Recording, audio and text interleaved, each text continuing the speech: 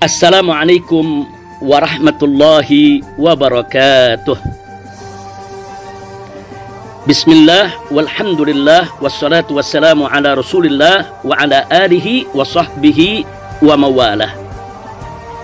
Alhamdulillah, saya bersama keluarga dari kota suci Makkah Al-Mukarramah saat ini ada dalam keadaan sehat walafiat. Dan semoga saudara-saudara kami tercinta di Indonesia senantiasa dalam keadaan sehat walafiat dan dilindungi oleh Allah Subhanahu wa taala dari segala musibah, serta semoga Allah Subhanahu wa taala segera mengangkat wabah corona dari kita punya negeri sehingga kehidupan kembali normal seperti biasa. Amin ya rabbal alamin. Saat ini saya ingin mengemukakan rasa gembira dan bahagia saya. Sekaligus saya ingin menyampaikan apresiasi dan penghargaan serta ucapan terima kasih kepada segenap ikhwan, kepada segenap kawan-kawan seperjuangan yang pada malam hari ini menggelar dialog virtual via Zoom.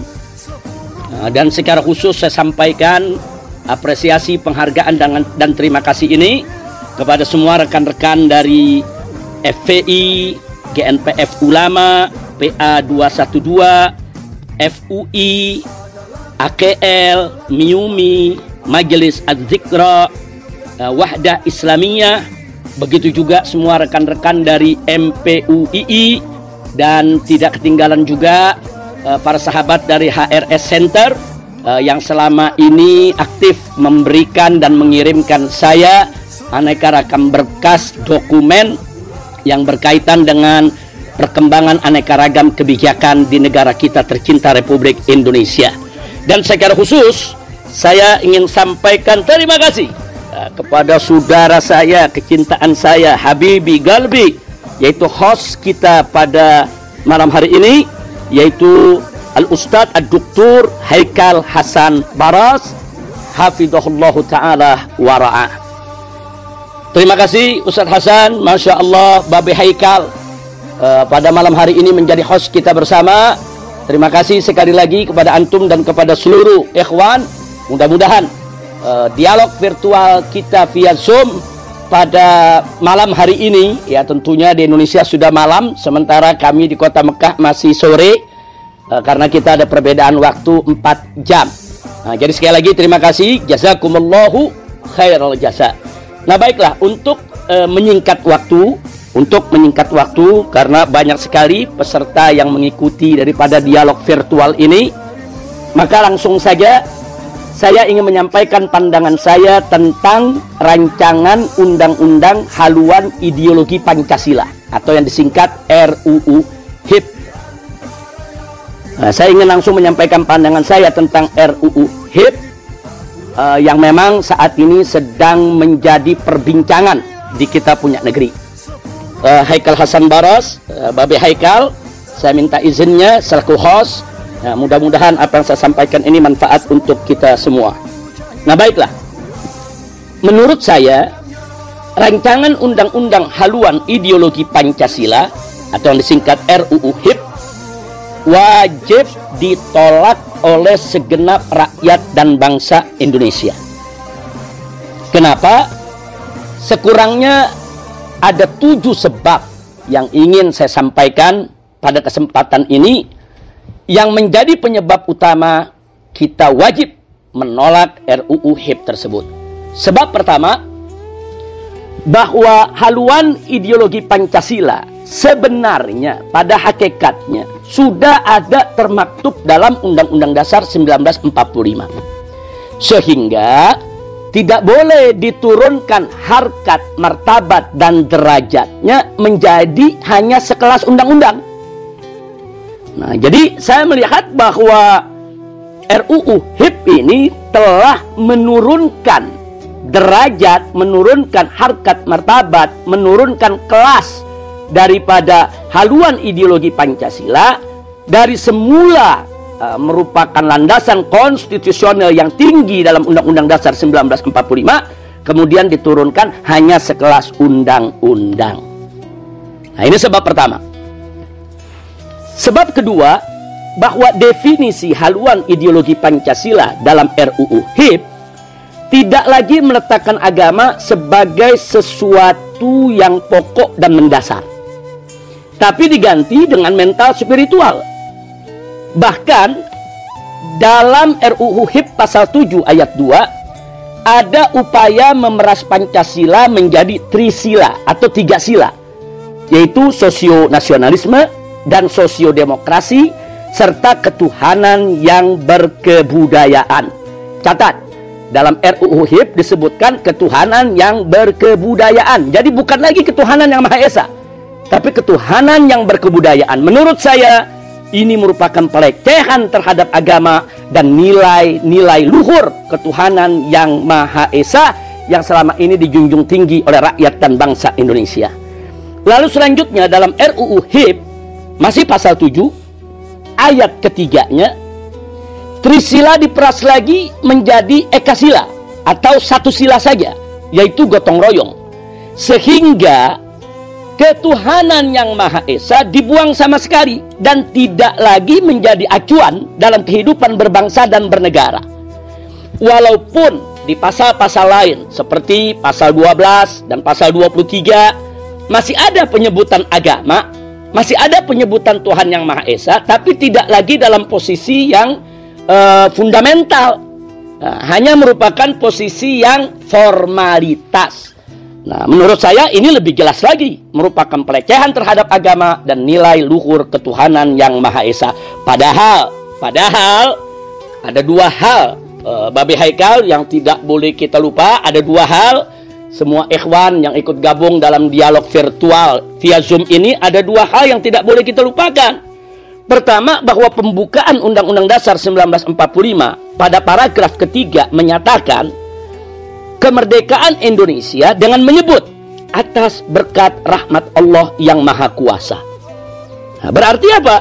Ini menunjukkan bahwa ruh agama sangat-sangat kental dalam pernyataan kemerdekaan Indonesia yang termaktub dalam landasan konstitusional Republik Indonesia. Hal yang kedua adalah bahwa pembukaan Undang-Undang Dasar 1945 pada paragraf yang keempat menyatakan, maka disusunlah negara Republik Indonesia yang berkedaulatan rakyat dengan berdasar kepada ketuhanan yang Maha Esa. Nah, setelah itu baru disebutkan sila-sila lain dalam Pancasila sebagai dasar negara Republik Indonesia. Ingat, Pancasila adalah dasar negara Republik Indonesia, bukan pilar. Nah, jadi kalau disebut dasar tuh betul-betul fundamental, betul-betul merupakan fondasi, pokok, dasar, bukan hanya sekedar pilar. Nah, dua hal ini menunjukkan bahwa sila ketuhanan yang Maha Esa sebagai sila pertama atau sila kepala dari sila-sila yang lain disebut lebih dulu sebagai landasan ideal Republik Indonesia. Dan ini sekaligus menunjukkan bahwa ruh agama yang sangat melekat dengan jati diri bangsa Indonesia. Nah, dengan demikian jelas bahwa RUU HIP dengan demikian jelas bahwa RUU HIP tidak lagi yaitu menjadikan agama maupun ketuhanan yang Maha Esa dalam posisi yang fundamental, dan ini merupakan pelecehan. Dan ini merupakan salah satu sebab di mana kita harus menolak RUU HIP. Nah, selanjutnya Babe Haikal yang tidak boleh kita lupakan yaitu sebab yang ketiga.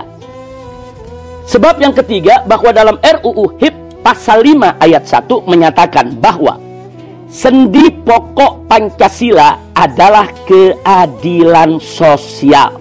Nah, ini ditulis secara letterlock, saya bacakan, tertulis termaktub dalam RUU HIP pasal 5 ayat 1 yang bunyinya sendi pokok Pancasila adalah keadilan sosial. Nah, saya ingin menyampaikan sekaligus ingin mengingatkan diri saya maupun segenap kawan-kawan dan seluruh bangsa Indonesia bahwa redaksi ini, sendi pokok Pancasila adalah keadilan sosial, ini mirip percis dengan manifesto PKI yang pernah digariskan oleh gembong PKI yaitu DN Aidit pada tahun 1963. di mana DN Aidit menyatakan bahwa urat tunjang Pancasila, urat tunjang Pancasila maksudnya sendi pokok atau intisari Pancasila, menurut PKI adalah keadilan sosial, bukan ketuhanan yang Maha Esa. Nah, jadi di sini ingin saya ingatkan bahwa RUU HIP secara terang-terangan telah mengadopsi redaksinya mirip persis dengan manifesto PKI yang pernah disebarluaskan oleh gembong PKI DN Aidit pada tahun 1963. Nah, padahal dalam batang tubuh UUD 1945 pasal 29 ayat 1 dinyatakan bahwa negara berdasar ketuhanan yang Maha Esa. Nah, dan jadi jelas bahwa berdasarkan landasan konstitusional Republik Indonesia, baik melalui pembukaan maupun batang tubuhnya, bahwa dasar negara Indonesia adalah Pancasila sebagai landasan ideal dan intisarinya adalah ketuhanan yang Maha Esa. Sehingga hanya sila pertama saja yang berhak untuk dikatakan sebagai urat tunjang Pancasila atau dikatakan sebagai sendi pokok Pancasila, bukan yang lainnya. Nah, oleh karenanya tafsir dan pengamalan sila-sila yang lain dalam Pancasila tidak boleh keluar dari nilai-nilai luhur sila pertama sebagai sila kepala, yaitu sila ketuhanan yang Maha Esa. Nah, jadi saya ingin katakan di sini bahwa menjadikan sila keadilan sosial sebagai sendi pokok Pancasila adalah upaya untuk mengeliminir sila ketuhanan yang Maha Esa, sekaligus merupakan upaya jahat untuk mengeliminir Pancasila itu sendiri dengan menjauhkannya dari nilai-nilai ketuhanan yang Maha Esa. Nah, oleh karena itu tidak berlebihan kalau saya ingin katakan di sini bahwa RUU HIP telah kemasukan ideologi PKI. Jadi agenda PKI itu sudah masuk dalam RUU HIP. Ini bukan konon katanya, ini bukan isu atau rumor, tapi ini fakta yang bisa kita buktikan secara ilmiah. Nah, ini sebab ketiga. Nah, kemudian kita melanjutkan lagi sebab keempat. Nah, sekarang sebab yang keempat, bahwa RUU HIP tidak memuat TAP MPRS nomor 25 tahun 1966 tentang pembubaran dan pelarangan PKI serta pelarangan penyebaran paham komunisme, Leninisme, dan Marxisme. Padahal TAP MPRS nomor 25 tahun 1966 merupakan konsideran, merupakan pertimbangan penting bagi RUU HIP untuk melindungi Pancasila dari rongrongan PKI dan segala pahamnya. Dan selama ini kita sudah tahu, sudah menjadi rahasia umum bahwa PDIP dan anak keturunan PKI paling getol menyuarakan tuntutan penghapusan TAP MPRS nomor 25 tahun 1966 tersebut. Jadi artinya di sini ada benang merahnya, ada korelasinya. Selama ini anak keturunan PKI bersama PDIP getol menuntut penghapusan TAP MPRS nomor 25 tahun 66 tentang larangan PKI, karena selama ini tidak pernah berhasil. Akhirnya mereka melakukan strategi lain, yaitu dengan memasukkan manifesto PKI lewat rancangan undang-undang HIP yang kita sedang bicarakan ini. Nah, jadi sekali lagi kita nggak kaget, pantas kenapa TAP MPRS nomor 25 tahun 1966 tidak dijadikan konsideran, tidak dijadikan pertimbangan di dalam RUU HIP ini. Karena memang RUU HIP ini sudah kemasukan daripada agenda atau manifesto PKI yang sudah disiapkan sejak lama. Nah, kemudian sebab yang kelima. Nah, maaf Babe Haikal, memang agak panjang ini, dan kepada kawan-kawan yang lain kalau agak panjang saya minta maaf, karena memang persoalan ini sangat urgent sekali, kita tidak bisa membahasnya secara sembarangan. Nah, langsung saja untuk lebih menyingkat waktu, sebab yang kelima. Nah, sebab yang kelima, kita ingin membuktikan bahwa adanya benang merah, adanya keterkaitan atau adanya hubungan antara RUU HIP dengan agenda PKI. Nah, itu bisa terlihat jelas di mana pada saat ini menjadi sebab kelima, bahwa ketua panja RUU HIP adalah anggota DPR RI dari PDIP yang bernama Ripka Ciptaning. Nah, Ripka Ciptaning ini patut diduga kuat bersama komplotannya di DPR RI yang memasukkan manifesto PKI ke dalam RUU HIP. Nah, indikasinya apa? Indikasinya pertama, bahwa Ripka adalah pengarang 2 buku kontroversial yang membela PKI. Nah, yang pertama buku berjudul Aku Bangga Jadi Anak PKI, dan yang kedua adalah buku yang berjudul Anak PKI Masuk Parlemen. Nah, di mana dalam kedua buku ini keberpihakannya, pembelaannya terhadap ideologi PKI sangat jelas sekali. Bahkan pemutarbalikannya terhadap sejarah PKI itu sendiri juga dilakukan dalam kedua buku tersebut. Nah, kemudian yang kedua, bahwa Ripka dalam sejumlah wawancara terekam, tersebar, viral di YouTube dan di medsos-medsos lainnya, bagaimana Ripka menyatakan secara terbuka bahwa PKI adalah korban Orde Baru dan TNI adalah pelaku kejahatan yang membantai PKI. Nah, jadi kita bisa lihat siapa Ripka Ciptaning ini. Jadi jelas bahwa Ripka dan kawan-kawan punya agenda PKI yang disusupkan dalam RUU HIP. Sekali lagi, nah, ini bukan hoax, tapi ini fakta. Ini bukan isu atau rumor, tapi ini bisa kita buktikan dengan indikasi-indikasi kuat yang tidak terbantahkan. Dan yang ketiga, bahwa Ripka dalam ragam wawancara persnya juga mengakui secara terbuka bahwa keluarga dan anak keturunan PKI yang dia memperkirakan ada 20 juta orang, kata dia semuanya menyalurkan aspirasi politiknya ke PDIP.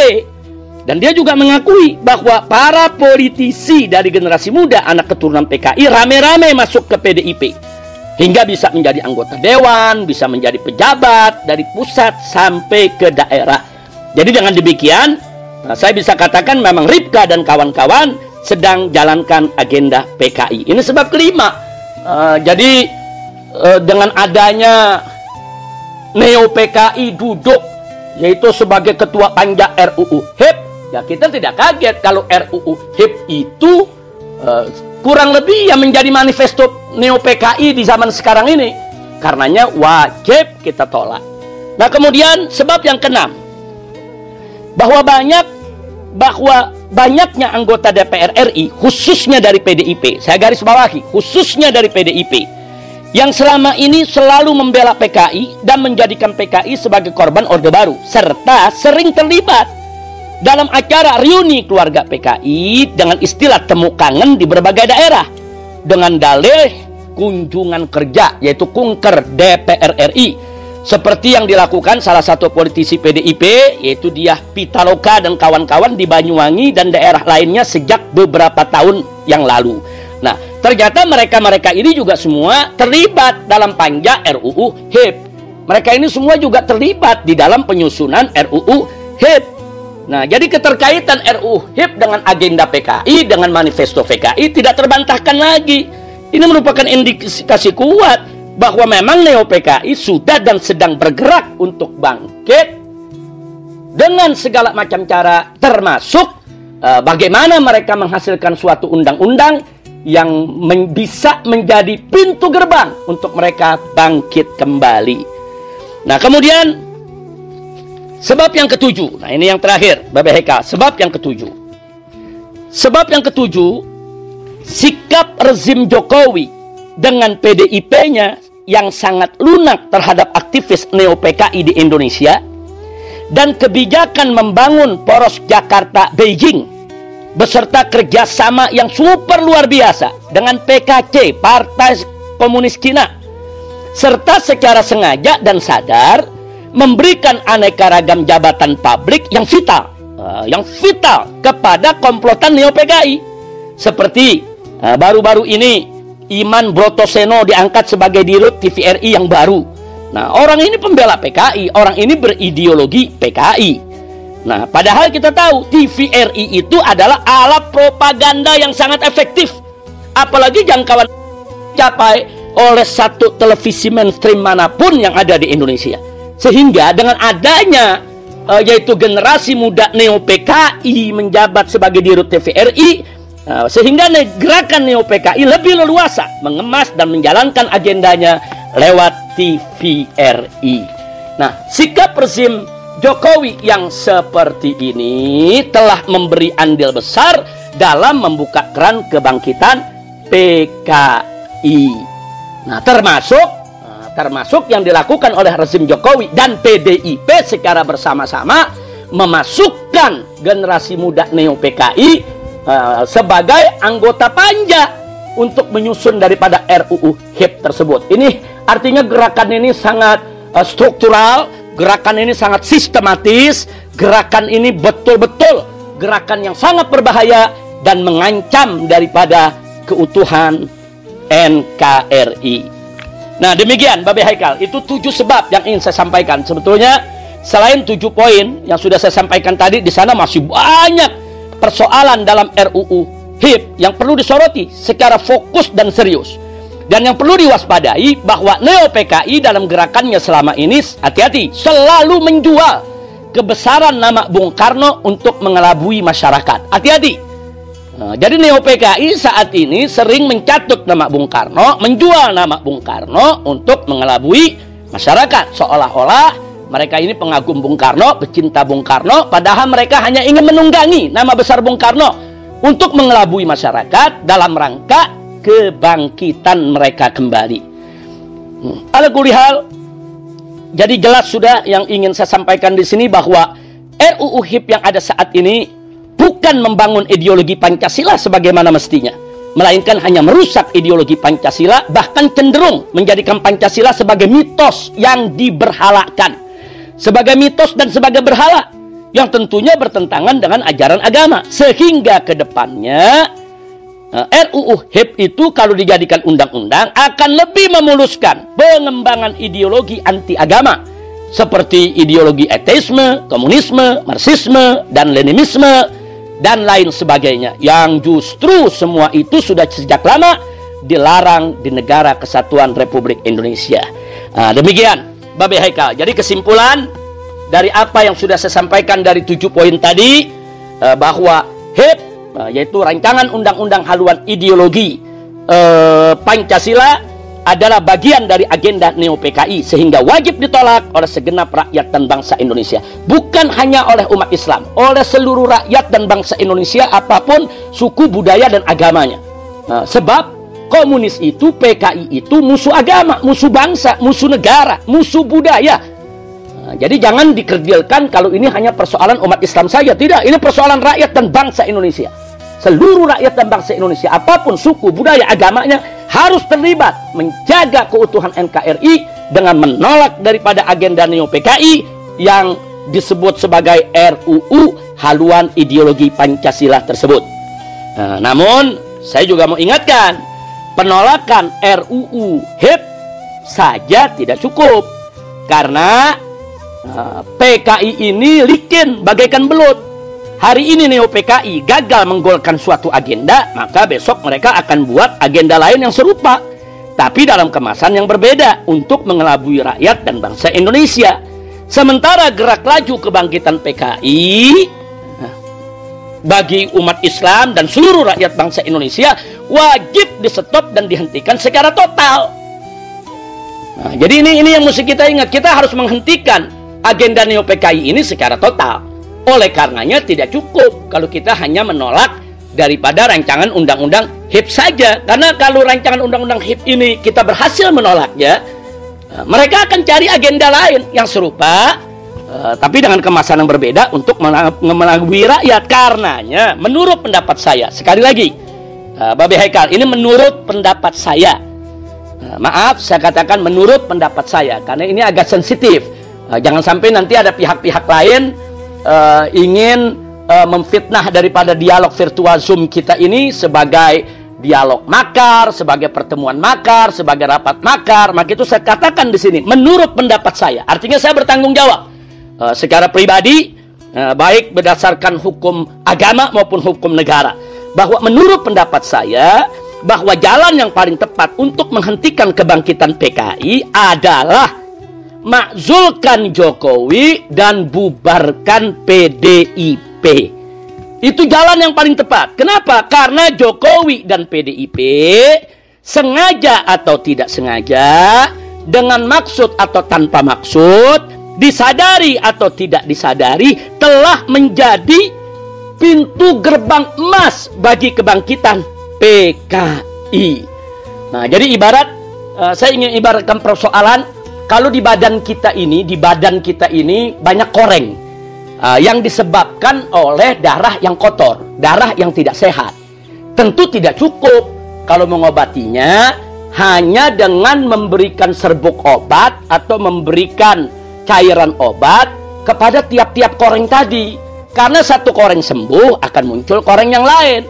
Kenapa? Karena pokok persoalannya bukan di korengnya. Pokok persoalannya adalah di darahnya yang kotor dan tidak sehat. Sehingga untuk menyembuhkan koreng yang banyak tadi tidak cukup dengan meneteskan obat kepada tiap koreng, tapi darah kotor dan tidak sehatnya yang harus dicuci dan diganti.